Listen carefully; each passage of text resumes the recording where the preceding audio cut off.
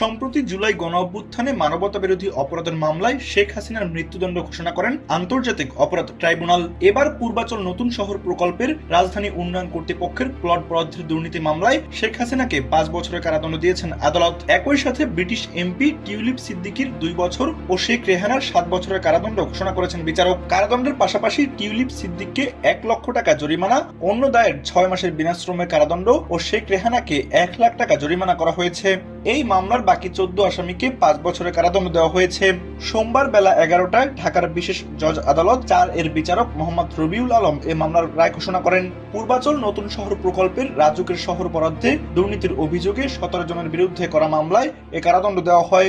দুদকের অভিযোগ, টিউলিপ সিদ্দিক যুক্তরাজ্যের ক্ষমতাসীন দল লেবার পার্টির এমপির ক্ষমতা ব্যবহার করে মা শেখ রেহানা, বোন আজমিনা সিদ্দিক ও ভাই রাতবান মুজিবের নামে পূর্বাচলে নতুন শহর প্রকল্পে প্লট বরাদ্দ নেন। 3 জনই পূর্বাচলে 10 কাঠা করে প্লট বরাদ্দ পেয়েছেন।